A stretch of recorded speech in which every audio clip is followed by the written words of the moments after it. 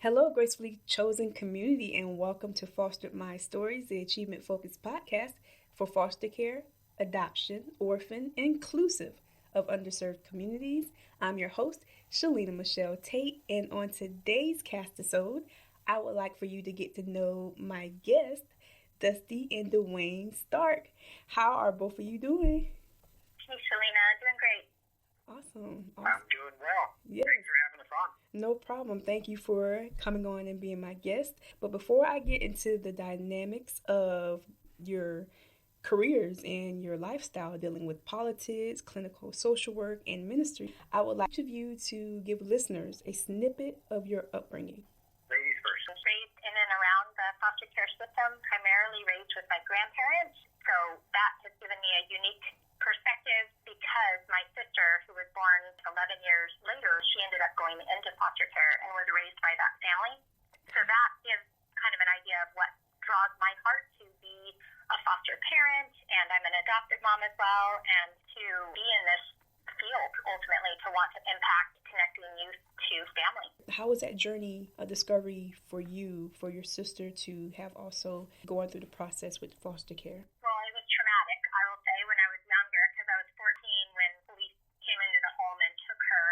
And then from that point, I didn't live with her again. So I think that definitely left a mark on my heart, but also gave me also the beautiful view of what adoption can be, because it was actually not a relative placement, just a general foster home that ended up adopting her.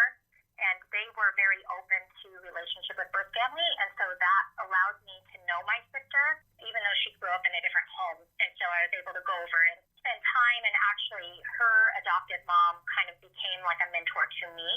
And so that was really incredible because my parents struggled with addiction. My sister, Nicole, her father is a different father than mine. So we share a mom. So we had different kind of situations, but ultimately what led to her entering foster care and kind of kept her in the system, they weren't able to be everyday parents at that point. As much as we want parents to be the everyday, sometimes it's just not the best thing for the child.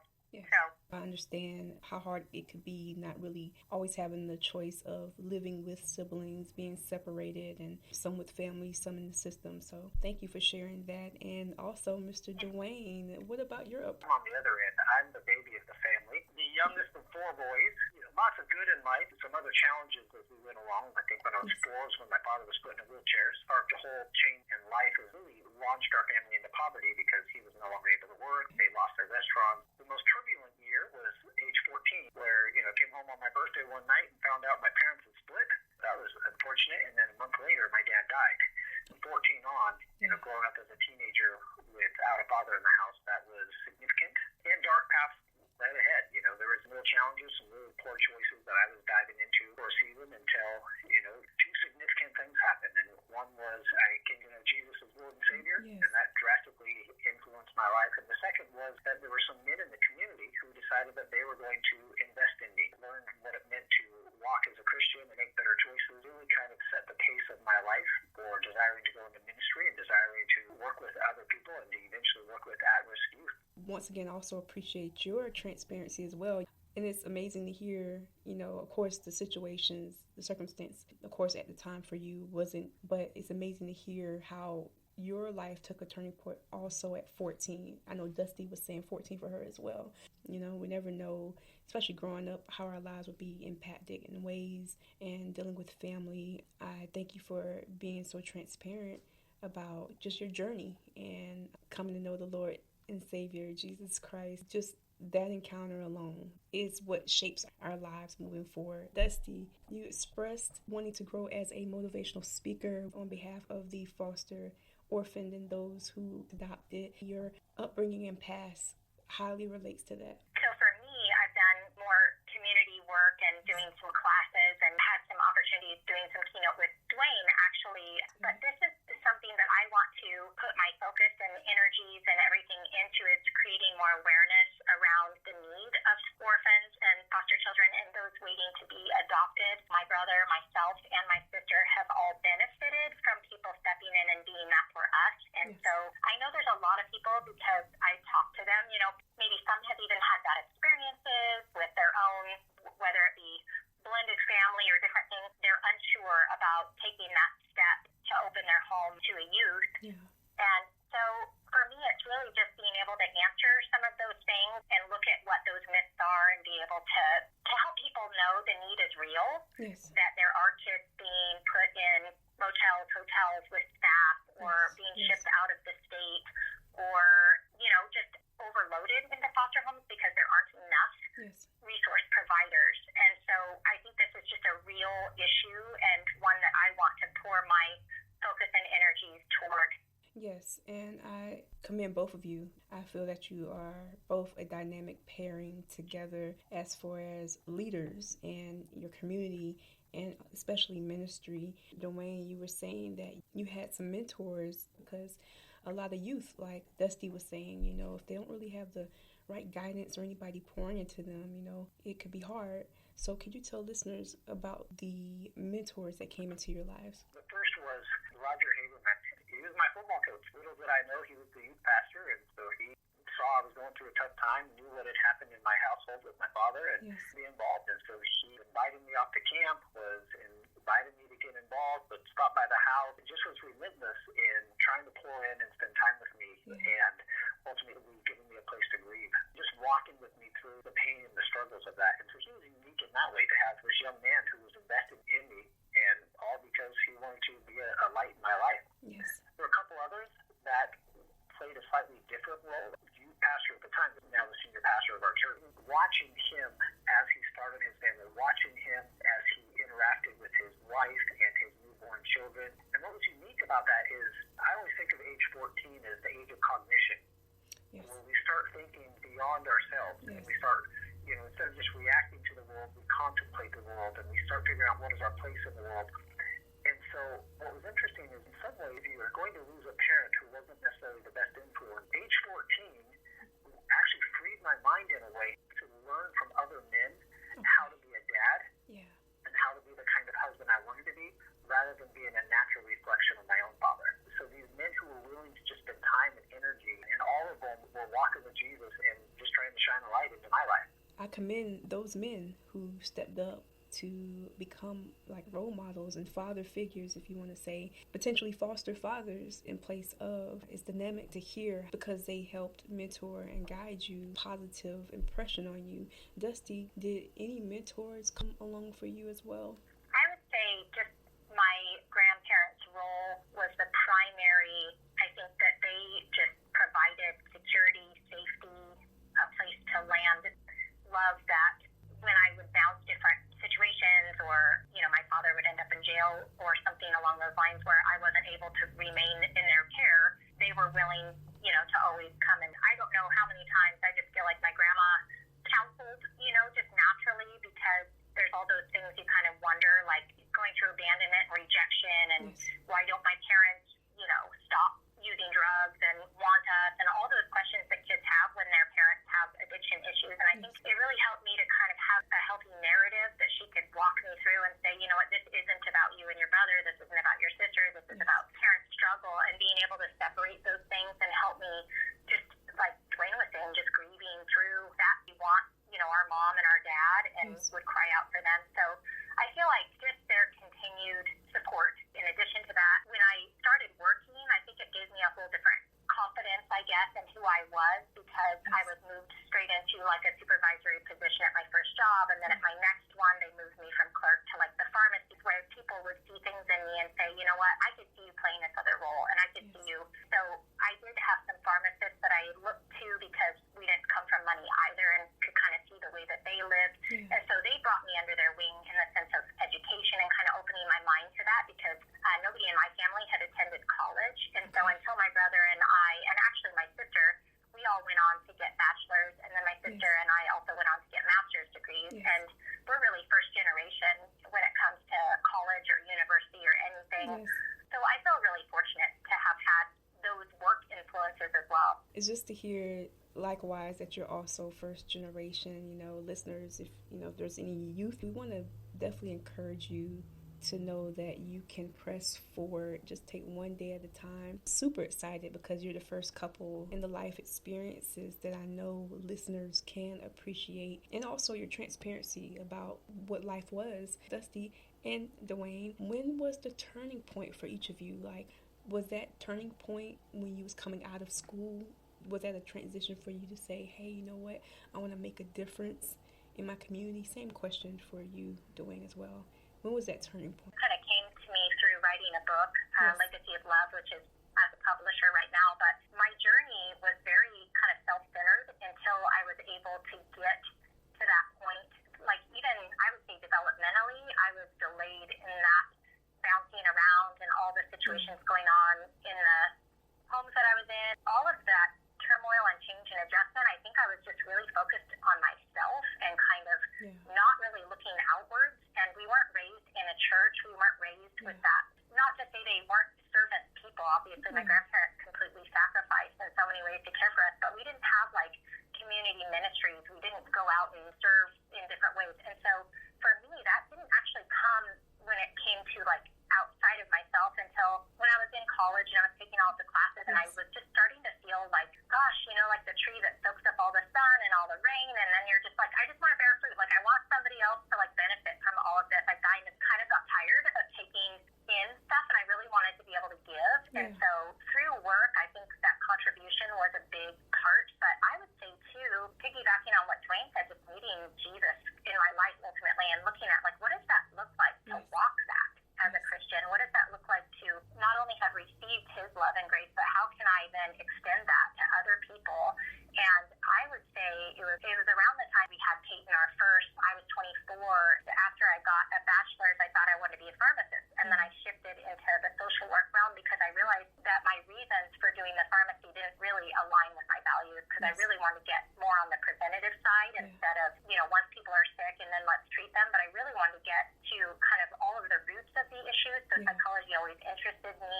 And so I went a different route. I think after having kids and then really knowing what does it mean to be Christian, what does it mean not just to know Christ as Lord and Savior, but to actually live in a way that I'm pouring that forward into the others in my life. And I think having a child really shifted that to that more selfless part, where I wanted to impact all these youth that really needed that care and maybe that didn't have the supports that they needed, or the families. I would say it's not just for the children, it's the families. When you're fostering, you're really supporting the whole family unit. And so to help them through whatever those difficult times are. So that was my turning point. Congratulations on your book, Legacy of Love. Where can listeners purchase a copy of your book? extendinggraceconsulting.com, and it will be posted on that at this point. It's within a couple of months. Follow me also on my Facebook, which is Dusti.Stark1. So either of those places. Thank you. Yes, and Duane as well. It's interesting because depending on what way you look at my life, taking so many twists and turns on the path to where I am. But I think that there's 3 significant moments that have impacted the next season of my life. That Jesus would be the Lord of my life, not just Savior. I believe that God wants me to reach the masses. You know, this is really dependent on God's sovereignty. I will step through any door you open for me. But if you open 2, I'm going to go through the one I like better. An hour later, as I was kind of praying in the middle of the night, that the janitor bumped into me and started talking to me. And next thing I discovered, he was a missionary there and invited me to come do an internship as a missionary. So I graduated high school there. You know, that, again, just kind of made it so I was constantly saying, God, what do you have next? What is the next door that I need to step through? And it helped me to set aside fear when it came to stepping through or making the next change. Is, you know, as a missions and outreach pastor for about a decade, I believe that as Christians to actively and strategically engage in our community in order to bring about and see God's redemptive purposes in our lives and in our community. So as I was attempting to engage that philosophy through ministry, somebody asked me if I was interested in running for office. Well, thing I know, you know, 8 years later, and I'm a state representative, pastor turned politician, and it's been a wild ride.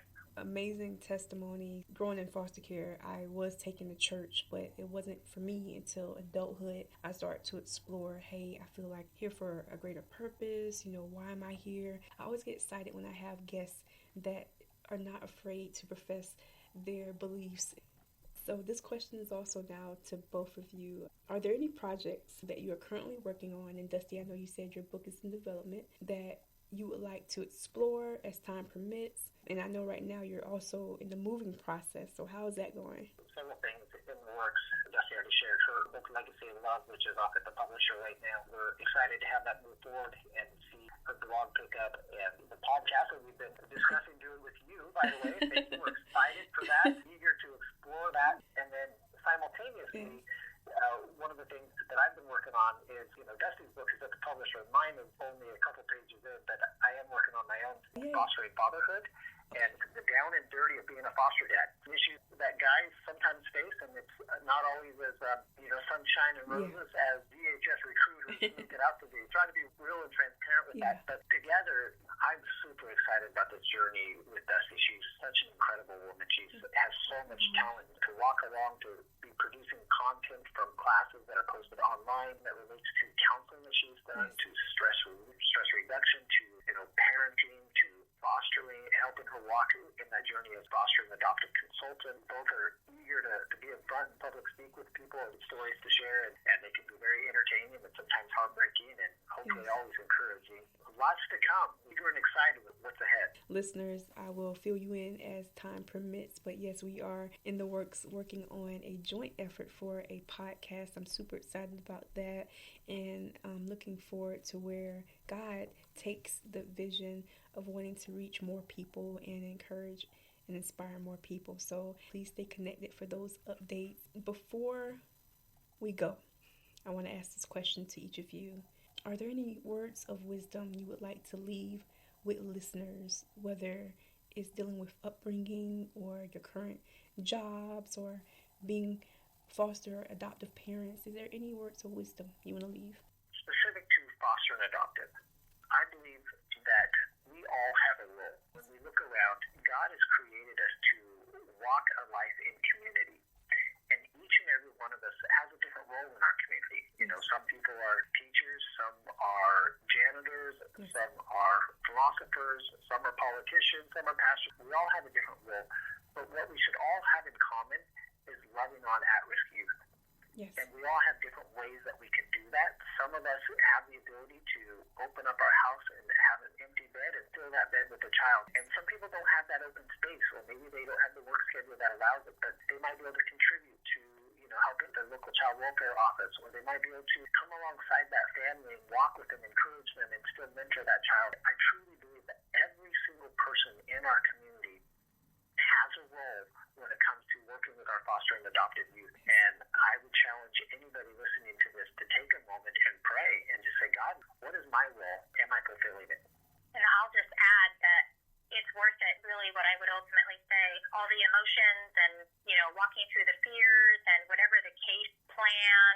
As a CASA, a court-appointed special advocate, depending on the state you live in, they might call it, different things, but they have everything from foster buddies who sit with foster youth while the caseworker is making calls to find the home to, those that pack. They have duffel bags that they create for different age youth, so they're not, going from home to home with a trash bag of belongings, but instead they have kind of nice, pajamas, toothbrush, all the different things that they might need for a couple days in a duffel bag. So it's those sorts of things and ministries that people can plug into that I would just say the resources, and there are a lot of different ways that you can be involved, but that it is worth it ultimately, that every child is worth investing in. And for myself, even the hardest of cases, the most roller coaster of emotions, I would have chosen it even on my worst day to have done it again. And I think that that's what I would want people to hear again and again. Is I've had a lot of people come to me like, oh, I could never let go.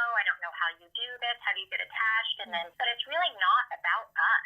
It's about being able to give. And God is good, and He provides, and He allows even that pain can heal, to be able to work through that. So those tears, those hard nights, whatever that is still worth it. Super excited for listeners to also take action to what was just presented about stepping up and seeing how you can become involved. Duane said in your communities, or Dusti said CASA, court-appointed advocates, and it may be different in your state, like she said, but so many different ways to get involved. Find out more information, or you're wanting to connect with Dusti or Duane. What's the best contact? I would say my website, which is extendinggraceconsulting.com.